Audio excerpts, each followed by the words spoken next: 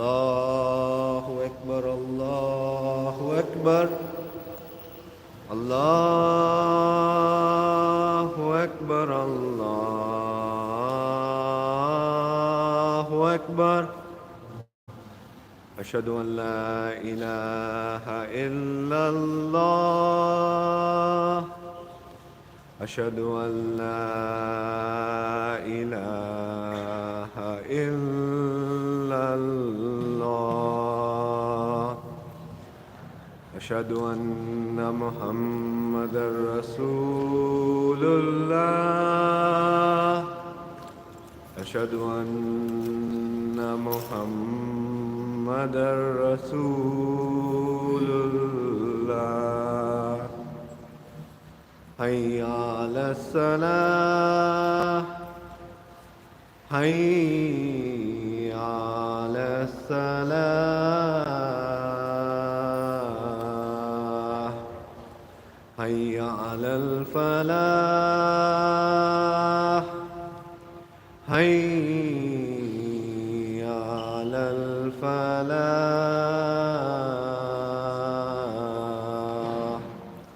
الله أكبر الله أكبر لا إله إلا الله.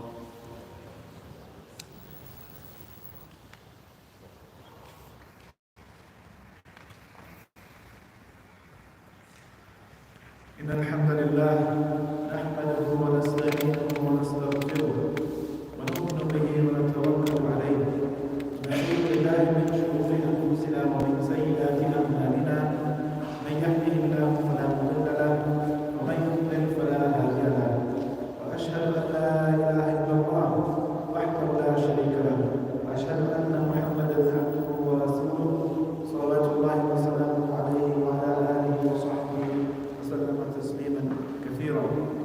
أما بعد فإن أصدق الحديث كتاب الله وخير الهدي هدي محمد صلى الله عليه وسلم وشر الأمور محدثاتها كل محدثة بدعة وكل بدعة ضلالة وكل ضلالة في النار. قال الله عز وجل بعد أن أعوذ بالله من الشيطان الرجيم يا أيها الذين آمنوا اتقوا الله حق تقاته ولا تموتن إلا وأنتم مسلمون. أما بعد, dear brothers, sisters and elders, a few months ago I was reading that the price of a few pints of milk, some bread, some eggs, some staple food items rose in the last year by 10%, 15%, whilst the price of high luxury brand ready meals only rose by maybe less than 1 or 2%. This was a stark reminder of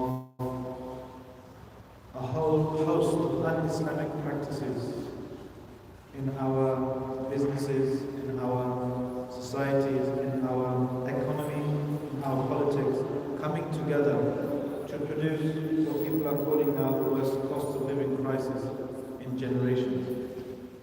And it's disproportionately harming those families on lower incomes. And it's disproportionately as a result affecting our community as well in the UK. Up and down the country, Muslim brothers and sisters and our friends, our families, our colleagues and non-Muslim friends as well are feeling the pinch, feeling the impact of rampant inflation, which as of earlier this year, the first and second quarter was at a 40-year high. And the recent recent increase in inflation that we've seen in the news bulletins is going even higher and higher than that. And I wanted us to reflect on this because I was thinking, do we really feel that Allah has something to say about this matter or not? Do we feel that Allah's guidance extends to our businesses, our budgeting, our economy, our politics, or does Allah's guidance only belong in the masjid, or the prayer mat, or when I'm making dhikr or calculating my zakah? I wanted us to reflect on a few lessons from the Quran and Sunnah when it comes to our rizq, when it comes to facing, not just surviving, but thriving in economic crises like this. Before we get into the practical steps of what we can actually do to protect ourselves, our families, our communities, and our society from the harsh excesses of the system that has led to such catastrophe, I want us to think, rewind back a bit and think, what is Allah's plan for the economy? What does Allah subhanahu wa ta'ala say about setting prices, about running your business? What are some of Islam's visions for an economy? We all know, for example, that Allah subhanahu wa ta'ala didn't just leave us wondering. He didn't just leave us wondering about without any guidance when it comes to how to set up our society, how to run a community, how to look after those who maybe have less than others. And one of the things we see, the clearest thing, you ask any child, for example, what does Islam say about money and this kind of type of stuff? Most of us, all of us, we know by necessity that Allah has prohibited riba. Allah has prohibited riba, interest on lending. But how many of us appreciate the impact of these rulings on an economy, on a society, on a business, on a community? The prohibition of riba is so strict, it's one of the strictest prohibitions in the whole of Islam when it comes to our dealings. As we know, when it comes to our dealings, our business transactions, our marriage, marrying, divorce, how to run a society, how to earn money, the door is wide open. There are so many things that is allowed. Everything is allowed, in fact, except those few things that have been made haram. But riba is something very extreme in its prohibition. Allah subhanahu wa ta'ala referred to it as warfare against Allah and His Messenger. The Prophet sallallahu alaihi wasallam, the Nabi of Rahmah, the Prophet of Mercy sallallahu alaihi wasallam, he was extremely strict when it comes to things that fall into riba. That literally you can't, he scolded his companions for exchanging one quantity of dates for two quantity of inferior dates. He said, no, this is not allowed. Go back, sell these dates first, get the money in your hand, and then use that money to go to that person and buy those inferior quality dates. Why? Where's the logic in that? Why not just cut out the middleman? Today we realize the mercy and the wisdom behind these rulings. Had the Prophet ﷺ, had the Muslims been lax in the early days, we would have seen crises like this emerge. Because it's these rulings that if you're strict, when Allah and His Messenger are strict, then you cut off the door to probably the singular, the most egregious contributing factor towards rampant inflation, which is money creation from nothing. This is what riba, the prohibition of riba, closes the doors to in the vision of the Sharia. People might think, what's the point of just taking it from him and not giving it to him? What's the point of following these rulings to the letter, so strict, so literally, that I have to bring the gold that I'm selling, it has to be hand to hand. It can't be, just a promise. I've got it there, it belongs to you. No, you have to bring it. Go through all that hassle, because this cuts the route, it closes the route to money creation of nothing. Fractional reserve banking, this is what our system currently is, unfortunately. That somebody can have 1 kilogram of gold, but lend it out and create money out of nothing, up to 10 times or more than that money that he has sitting in the vault. And that the result is what? The money the wealth that our brothers and sisters, our friends, our colleagues that we work hard to earn in our pockets, in our bank accounts, its value goes down and down and down as the years progress. Why? Because of no fault of your own directly, but because the system is based upon what riba. It's based upon the creation of money out of nothing. That's why Tariq Diwani, the expert in Islamic finance, he opened his book, The Problem with Interest, with an amazing analogy about the first law of thermodynamics. You might think, why is he talking about physics in a book about riba? Because riba is so alien to the fabric of this universe. The first law of thermodynamics states that in this universe, everything tends towards decay. Everything goes down over time. And you have to input energy, you have to input effort into a system for it to make an increase. But riba is the opposite. Riba is just an increase for the sake of increase. This is the ideology of cancer. This is one of the strictest prohibitions of Islam. And we may not realize it. You may have two people who agree to a ribawi contract and they're happy. But Allah said this is warfare against Allah subhanahu wa ta'ala and His Messenger. And now we're beginning to see the wisdoms behind that. It may be okay for you two who are happy with this interest-bearing loan, but the consequences, the knock-on effects on society, especially the poorest in society, are huge.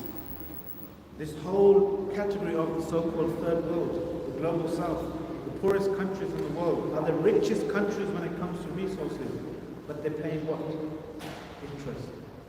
They've been enslaved by debt from richer nations, and they might have a 25 million, Nigeria might have a $25 million loan 50 years ago, but it's paid hundreds of millions of dollars in interest, and they still owe the same loan. This is the knock-on effects of warfare against Allah and His Messenger.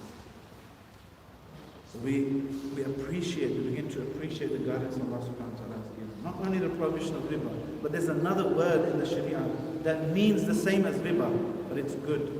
It's not only good, it's a pillar of Islam, which is zakah. Zakah and riba both mean increase, but they are two polar opposites of types of increase. Riba is increase for the sake of increase. Zakah is purification to grow. What does zakah do? Look at the wisdom of the Sharia, the genius of the Sharia. The Prophet ﷺ said, you have to pay your zakah in the way it was earned, the way the money is. If you have gold, you have to give it in gold. You have silver, you have to give it in silver. You don't build projects, you don't build a well using zakah, you don't give food, buy food and give it out because zakah. No. Zakah is in the money, the wealth, the type of wealth that you have. If you have camels, you give it in, if you have livestock, you give it in livestock. What happens when a poor person receives money in zakah? He spends it. Where does he spend it? In his local market, in his local community. And that any economist will tell you, spending, the movement of money is the lifeblood of any economy, successful economy. Zakah increases. Allah subhanahu wa ta'ala has given us this. Not only that, but Allah and His Messenger sallallahu alaihi wasallam have shown us the metaphysical, the spiritual, the invisible cause and effect relationships when it comes to this. The Prophet sallallahu alaihi wasallam, for example, said in an amazing hadith when he's saying, no people do this except that happens. If they do this, then that happens. If they do this, then that will happen. And one of the things he said, sallallahu alaihi wasallam, is, وَمَا حَكَمُوا بِغَيْرِ مَا أَنزَلَ اللَّهُ إِلَّا فَشَى فِيهِمُ الْفَقْرُ. No people will leave off or judge according to other, or rule according to other than what Allah revealed, except poverty will spread among them. Likewise, he said in the same hadith, sallallahu alaihi wasallam, وَلَمْ يَمْنَعُوا زَكَاةَ أَمْوَالِهِمْ إِلَّا مُنِبُ الْقَطْرِ. They don't stop paying their zakah except the rain stops. They stop paying their zakah, the rain will stop from the beginning. Allah will turn off the tap. And if it wasn't, the Prophet said, if it wasn't for the fact they had animals, they wouldn't receive a single drop. So this is a time to reflect, dear brothers and sisters, the elders. when we're in economic crisis like this, rampant inflation, unbridled capitalism, it's a time for us to take stock and reflect and show the world that the Sharia has some guidance for us to rectify our affairs, to give us a new way, a new model, a new philosophy to approach our resources, to approach our resources. And in the next khutbah, I want us to look at some practical steps. How can we preserve and grow our wealth in a good way? Because the preservation of wealth is one of the objectives of many rulings of the Sharia. The Prophet ﷺ, Allah Jalla wa Ala, they didn't want us to sit around and be poor. They want us to go and look for rizq. But in the next khutbah we'll look at practical ways of how to preserve our wealth and protect ourselves, our families, our friends, our colleagues, our society from the negative consequences of this cost of living crisis. أقول قولي هذا وأستغفر الله لي ولكم فاستغفروه إنه هو الغفور الرحيم.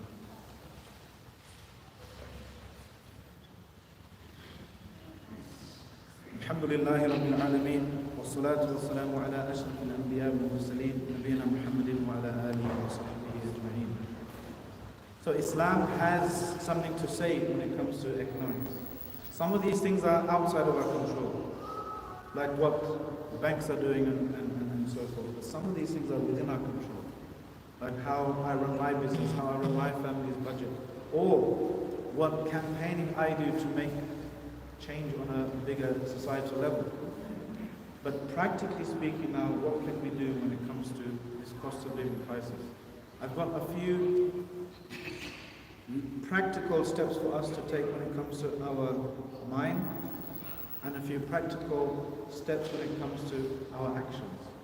When it comes to our mind, first and foremost, our beliefs, our lens that we look at this world through, this economic crisis through. Number one, we have to realize first and foremost, this life is a test. You weren't put on this earth in order to make loads of money. This isn't why we're here. This life is a test. خَلَقَ الْمَوْتَ وَالْحَيَاةَ لِيَبْلُوَكُمْ أَيُّكُمْ أَحْسَنُ عَمَلًا. Allah created death and life. There's nothing other than these two for us. He created death and life to test you. Which one of you is best indeed? So when we are being tested, or when we have our rizq restricted, when there is a calamity, when there's a crisis, when there's an earthquake, when there's a flood, when there's an economic catastrophe, first and foremost we recognize everything we're going through is a test. Allah is testing me. How do I respond? Do I respond in a haram way? By trying to save myself in an unethical way? Or do I respond in a way where I help others? I take the lesson.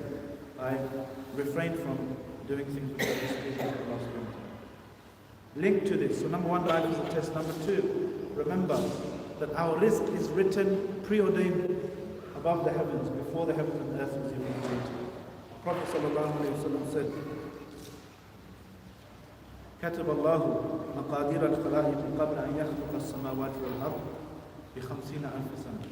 Allah subhanahu wa ta'ala preordained and pre-measured and predetermined all of the measures and all of the rizq of the creatures 50,000 years before today. 50,000 years before the heavens and the earth were created. Only Allah knows how many billions and billions of years ago. The Prophet ﷺ, he pushed, he reminded his ummah, he reminded his companions again and again and again, your rizq is predetermined, so don't feel desperate. He said, Jibreel came and told me that no soul will die except after it's earned all of the rizq that was written for it. No soul will die. You won't die too soon. You won't die quickly. You will only die until you've reached your appointed time and you've acquired your appointed rizq. So the Prophet ﷺ said a very beautiful statement. فَأَجْمِلُوا فِي الطَّلَبِ. Be moderate, be good in the way you acquire your rizq, in the way you seek it. It's up to you. The rizq that you have written is already written. You're going to have this many calories in your life. You're going to earn this many pounds in your life. It's up to you. Are you going to get that in a haram way, an impure way, a filthy way, or are you going to get that in a pure way, a halal way, an ethical way? The choice is yours, dear brothers and sisters. You're not going to get more rizq by doing something dodgy.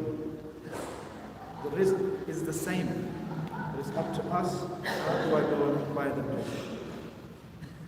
Now on to the practical steps with my physical limbs. What do I do? One way to increase your rizq, to preserve your wealth, is to spend it in the sake of Allah subhanahu wa ta'ala. Money given to sadaqah does not decrease your rizq.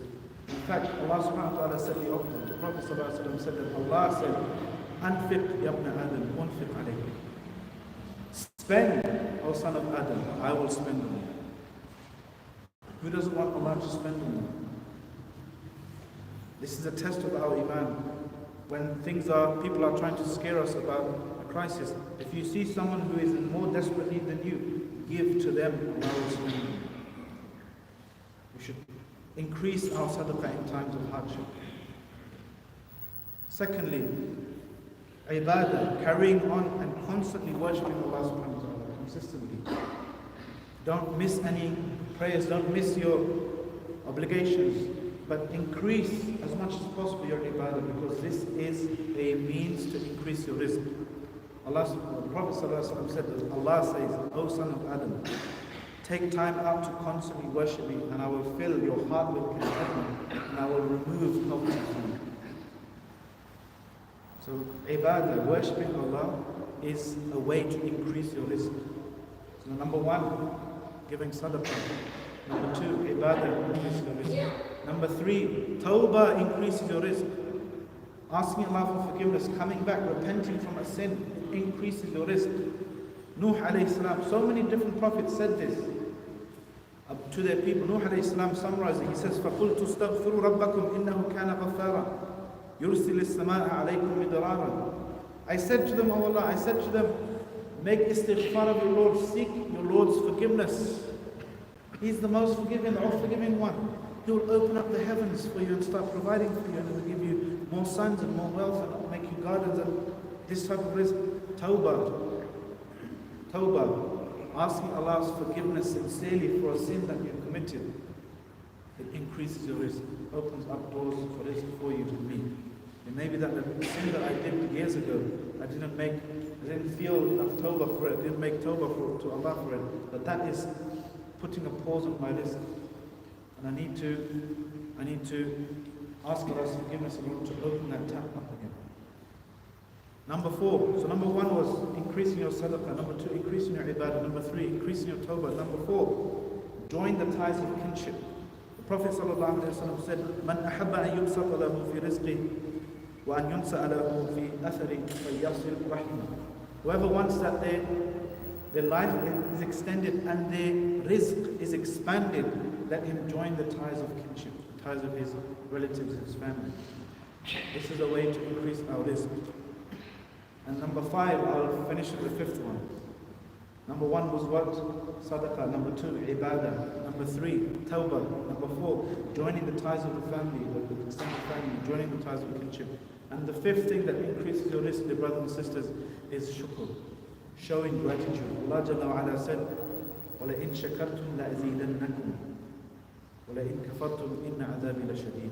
If you show thanks, if you لَإِن شَكَرْتُمْ لَأَزِيدَنَّكُمْ, if you show thanks and show gratitude, I will increase you in your things that you need to show gratitude for. It's a positive feedback, but if you're ungrateful, then no, my punishment is severe.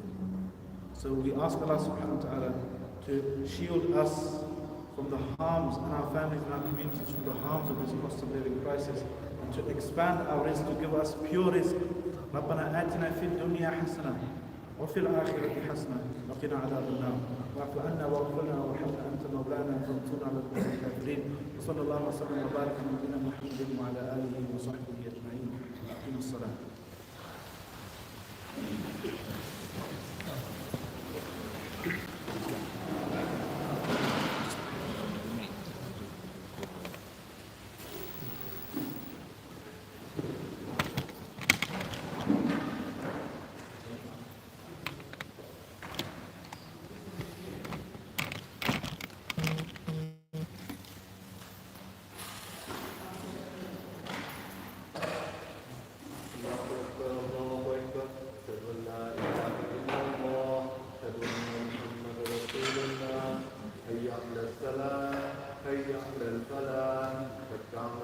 الصلاة قد قامت الصلاة الله أكبر الله أكبر لا إله إلا الله.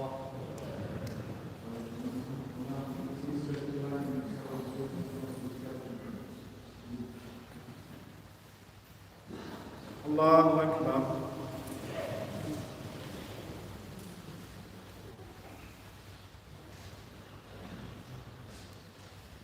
الحمد لله رب العالمين الرحمن الرحيم مالك يوم الدين إياك نعبد وإياك نستعين اهدنا الصراط المستقيم صراط الذين أنعمت عليهم غير المغضوب عليهم ولا الضالين.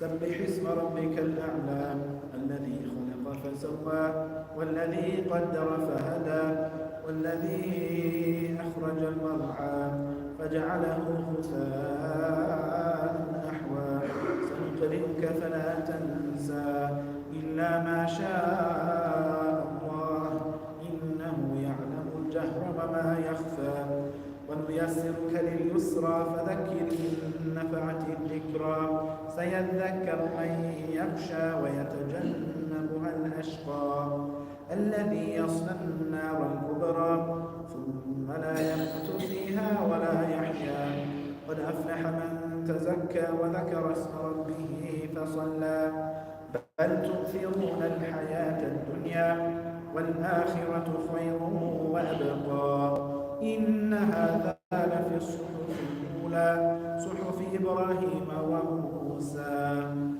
الله أكبر.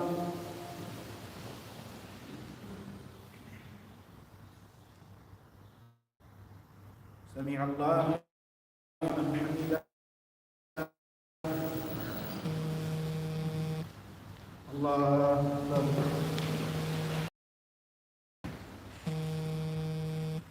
الله أكبر. الله أكبر.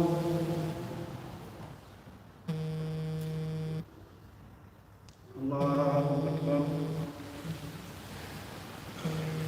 الحمد لله رب العالمين الرحمن الرحيم مالك يوم الدين إياك نعبد وإياك نستعين اهدنا الصراط المستقيم صراط الذين أنعمت عليهم غير المغضوب عليهم ولا الضالين.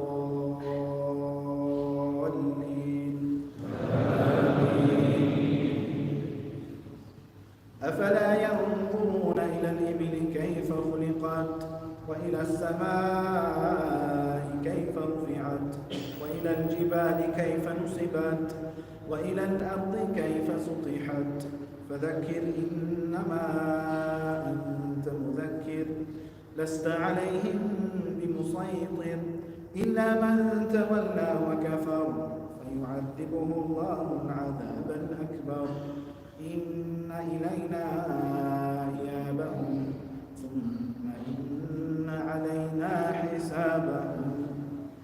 الله أكبر.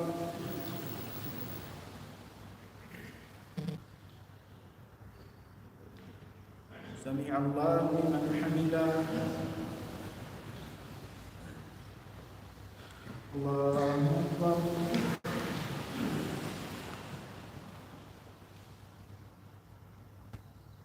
الله أكبر. الله أكبر.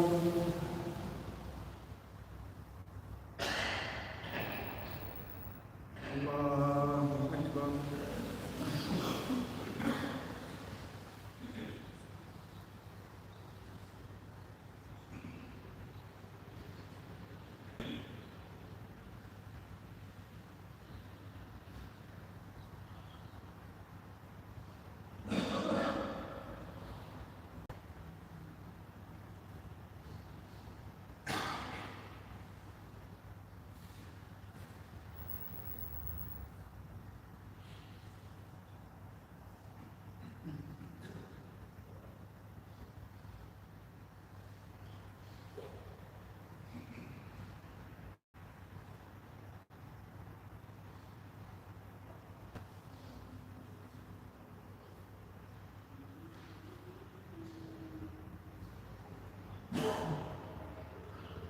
السلام عليكم ورحمة الله.